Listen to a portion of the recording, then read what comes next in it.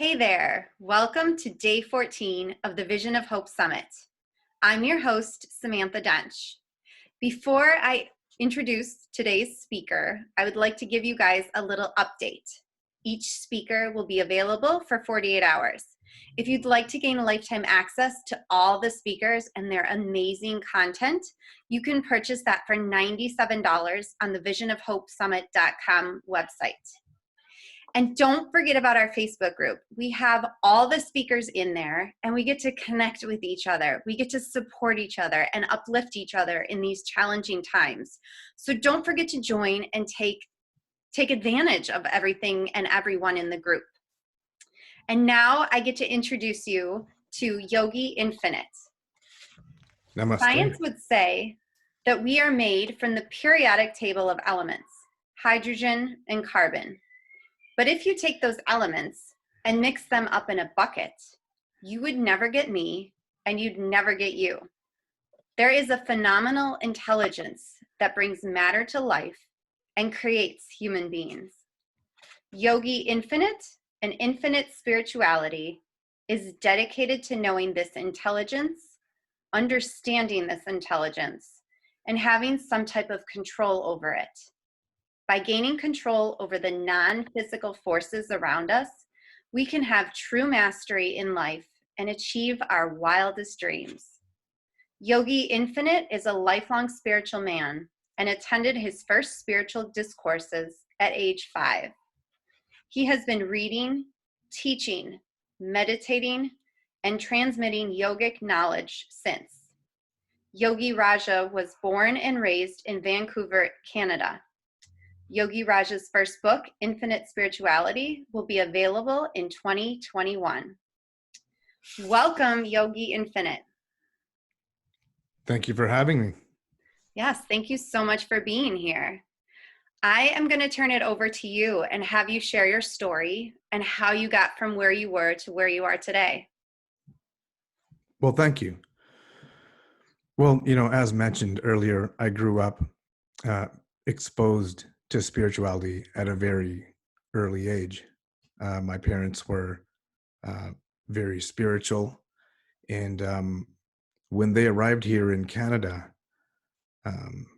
through some friends and family, they came across a spiritual leader, and they started attending what we call satsangs, or spiritual discourses, all year round. Every Sunday, and they would take me with them.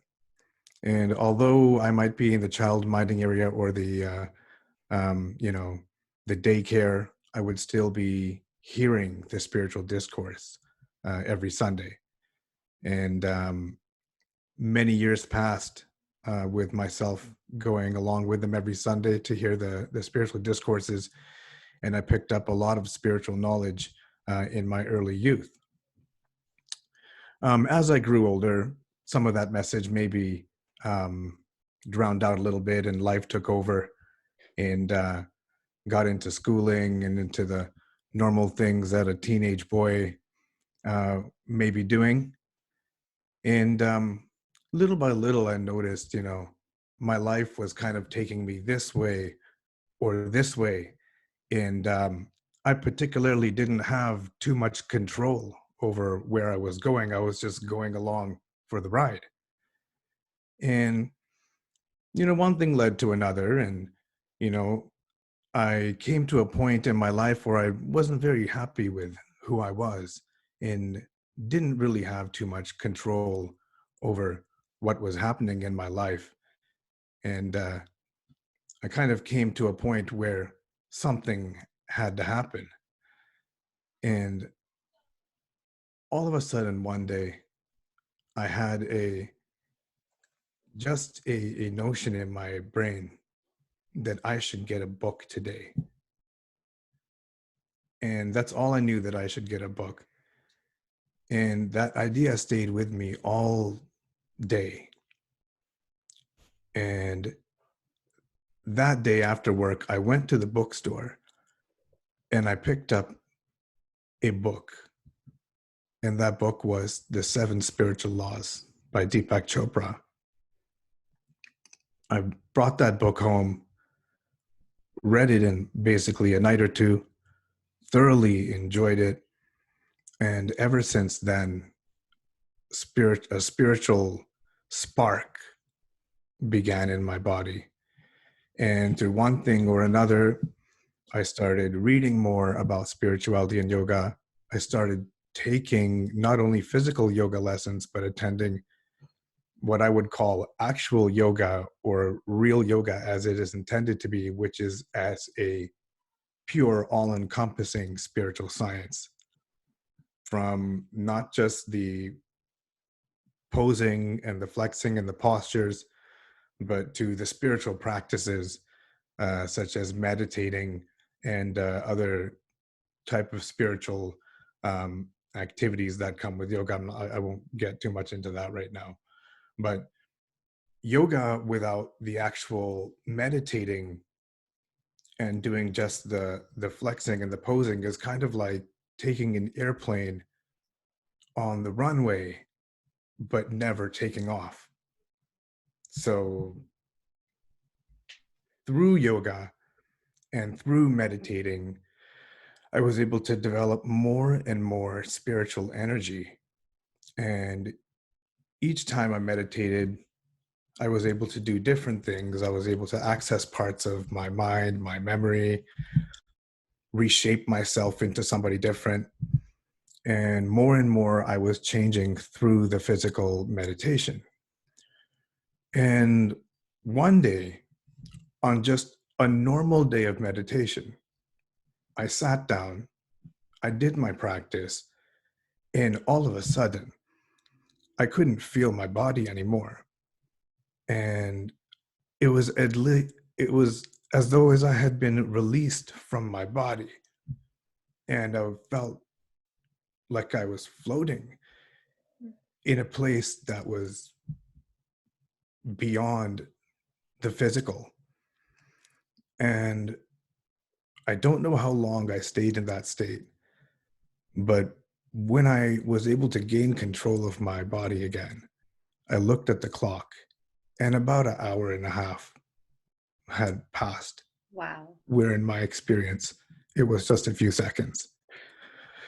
So that whole time I was in this gap, this cosmic zone, the place between thoughts, the infinite dimension, whatever you would want to call it. I was in this state, and all sorts of intelligence was brought upon me at that time. And everyone's been in this state at some point. It's kind of when you thought of someone and then they called you, or you had a bad vibe about someone and later on you learned something about them that you said, oh, I was right with my vibe there. Or all of a sudden an idea came to you out of nowhere. That's you operating on that infinite level, in that infinite dimension. And the more of that we can bring into our normal life, the more infinite and more spiritual energy we have. So basically that is what infinite spirituality is all about and dedicated to, is taking that spiritual dimension and making sure it has access or expression in our day-to-day lives, so we can use it to drive ourselves to be more successful. Thank you. Wow. That's an incredible story. And when you were talking, the one thing that I was thinking of when you said that we all experience it at some point in our life, when we have that extra knowing, or that we kind of are, we don't realize, like, we're not feeling like we're part of our body. And I kind of associate that with, you get in the car and you drive and you're like, how did I get to where I just, like, you don't remember getting there. So Using a different part of your mind. yeah. Yeah. And I feel like Yeah. Go ahead.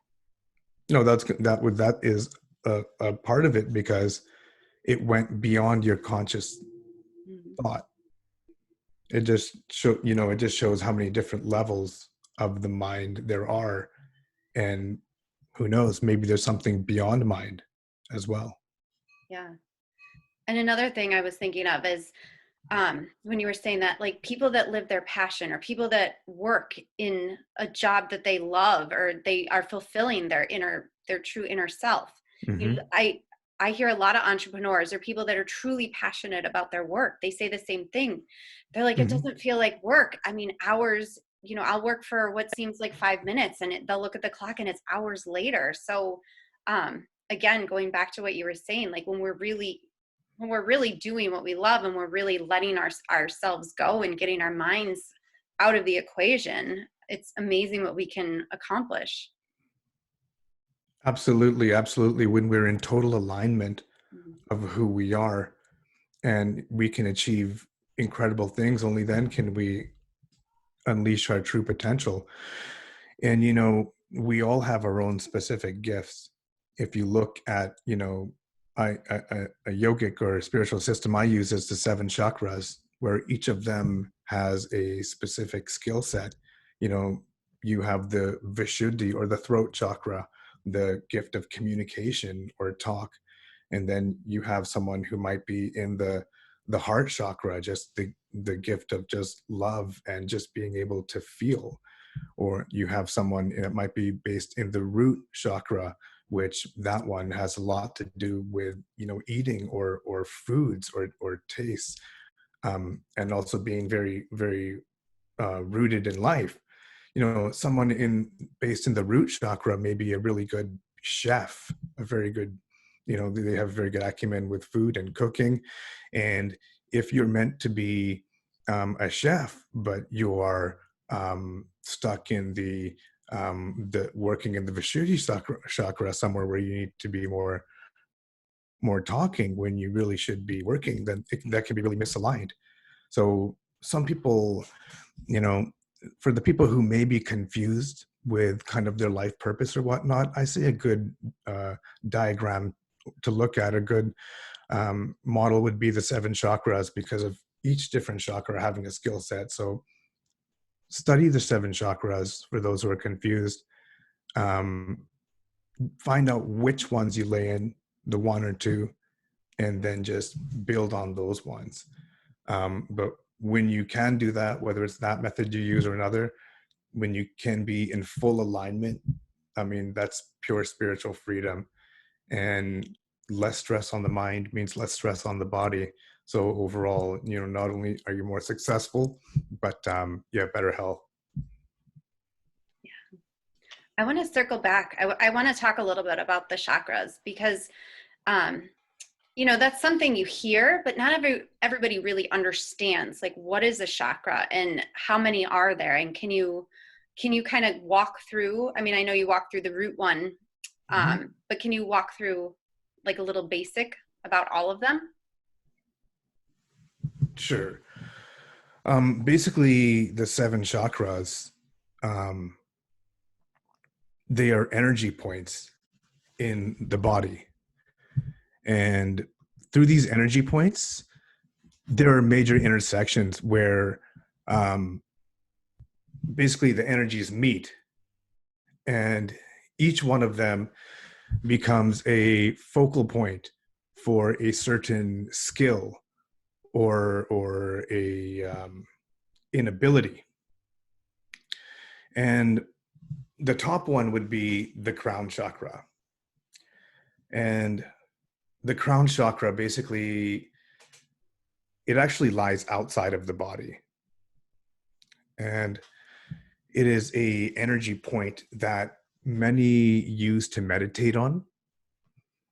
So when you are having kind of an outer body experience, or when you're highly spiritually developed and you have a lot of that spiritual energy, your crown chakra will be very strong. um, the second one would be the third eye. um, the third eye is in between, basically your eyes. And this one, basically, it really helps with your intuition. Um, so, a lot of mothers have strong intuition, and their third eye is very, developed. It's another kind of ability you can develop through spiritual practices, through meditating or whatever your spiritual practice might be. The next one would be the Vishuddhi or the throat chakra. And these are excellent communicators. They may be salesmen or just people that are very expressive. A singer would be a rapper in the throat chakra. Next one down would be the heart chakra. The heart chakra people are really rooted in love. These type of people make excellent caretakers. Next one down would be kind of the solar plexus or the Manipura. Manipura is known as the maintenance chakra. These type of people are excellent with working with their hands. They're good tool users. That's the maintenance chakra. Then you will have kind of like the sacral chakra.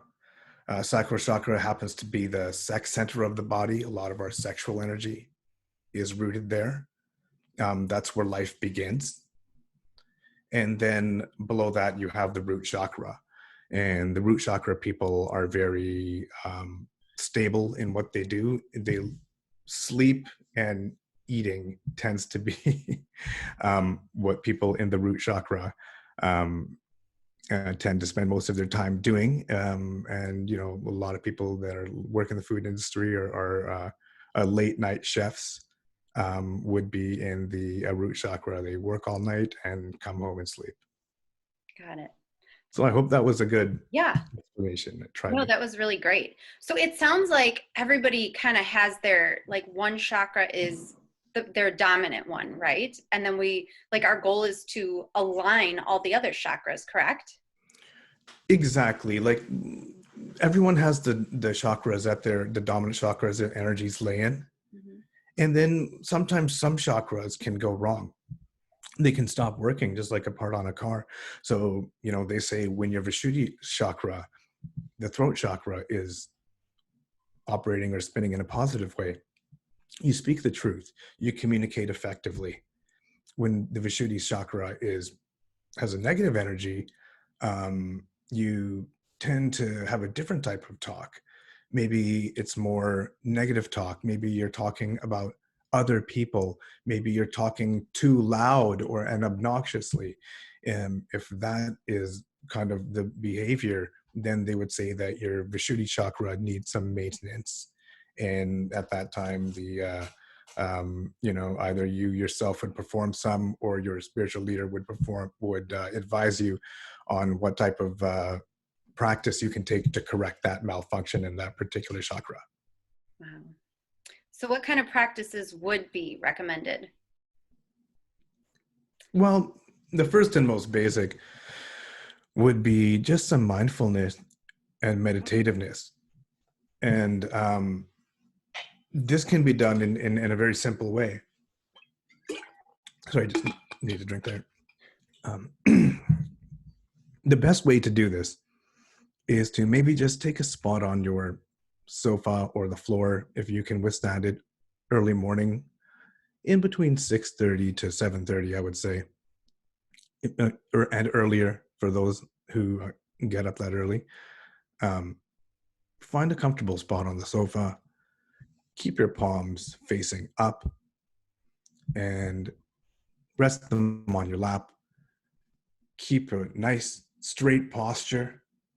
Slightly tilt your head back and just sit and focus on your breathing for 15 to 20 minutes.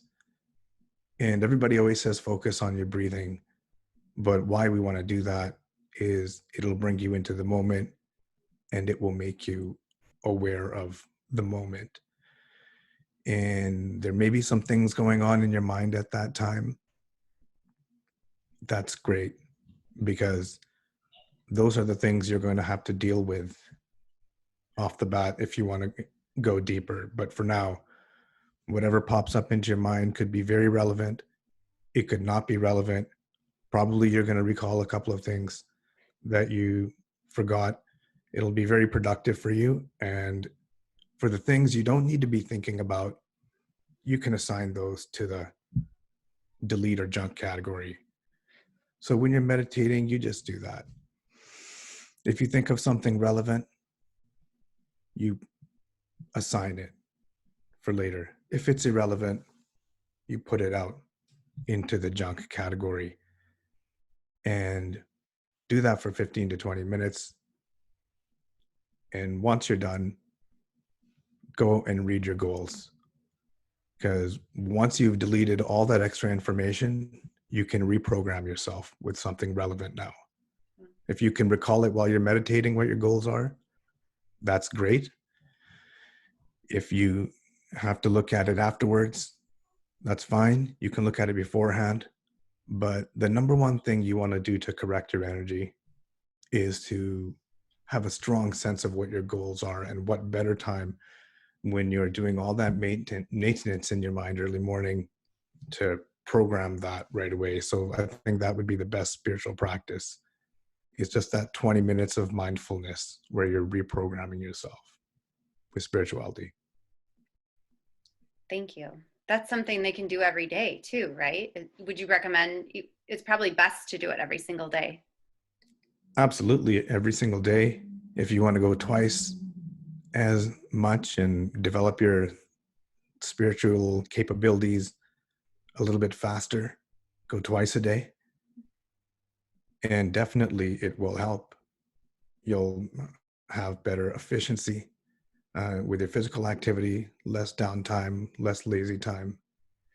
You will have a better memory throughout the day of what you need to do, and a deeper sense of peace throughout the entire day, because you're worrying about so much less, because you're filing all of that nonsense activity away during the day. Can you imagine carrying a few extra bags with you every day that you didn't have to carry?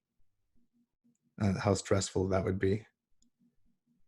Well, that's kind of how your mind's feeling if you're not meditating. So you've got to put that excessive baggage down. And definitely it will enhance your life and level you up. Yeah. I love what you said about filing too. If it's going to serve you, or if it's important, you can assign it for later. And if you don't need it, just delete it. I love that. Like, you have them mentally, you put it in two categories. And I feel like that's so easy to visualize as you're talking. And it's something that they can easily implement. Yeah, it's kind of like those new apps, swipe left, swipe right. Just swipe left if it's junk. Swipe right if you need to keep it, but in your mind's eye. Yeah. So I'm going to have you share with me your definition of vision of hope. A vision of hope. Well, hope is very important for us, because most times we have hope, we're in conditions that most likely aren't the best for us. So in those times, we need to have some type of inspiration, some type of strength, and a plan to make sure that these bad times don't last. So hope is what inspires us. Hope is what gives us that strength and motivation to keep going during tough times. And hope is basically one of the main characteristics of a human being, is they refuse to give up, and they have that passion to go on. So always you have to have hope for the difficult situations in your life, because when we do, sometimes we tap into a higher power or something much larger than us, something infinite. So sometimes in a desperate situation, when all seems lost, one can survive by keeping their hope up, and amazing things could happen. Wow, that was really good. Yeah. And I mean, right now, I feel like we all need to dig deep. We all need to find that hope. And like you were saying, there are so many blessings in this current situation and in these challenging times. And I think if we are still and we are quiet, we can find those answers and really, really get to know ourselves on a deeper level. I do agree with that. I believe even Einstein said that when I'm at loss, and I'm just quoting here, paraphrasing, when I'm at loss for an answer, I dive into the stillness of my mind, and suddenly an idea comes. Yeah. So, I mean, once again, like, I talk about that level where all answers and all truth lay. We all have this innate sense of right and wrong, this intuition, but it's masked by all these external nuisance stimuli that we pick up during the day. And sometimes when forced into a quick decision, we make the wrong decision because we just didn't take long enough to think about it, to dive past all those extra things going on. So through meditation and spirituality and any spiritual practice, we can increase the silence in our mind. So when we make a decision, we can make a better decision and make it quicker as well. Yeah. That's so true. And we all get stuck with the chatter in our head. We let that take over. And instead of letting the chatter constantly go, it is good. We need to step back. We need to be still. We need to be quiet. So, and that'll help, like you were saying, that'll help get rid of some of that chatter. Cause I know I find myself guilty of that too. I'll be doing. And all of a sudden it's like, my head's like, da, da, da, da, da, when I'm like, I need to just relax, let that go. Definitely, we all have different situations and stimuli and that we're exposed to, and chatter can develop in the mind based on kind of some of this. Sometimes we can cause it on our own if we have identified with something. Perhaps you thought you were going to be number one in the show or whatever, and all of a sudden you would really put your energies toward it, and all of a sudden something happened and you ended up being number 5. It would really create a little, might, for some people it may be worse than others, may create some friction, some negative feelings, and then for some people they'll get totally lost in it.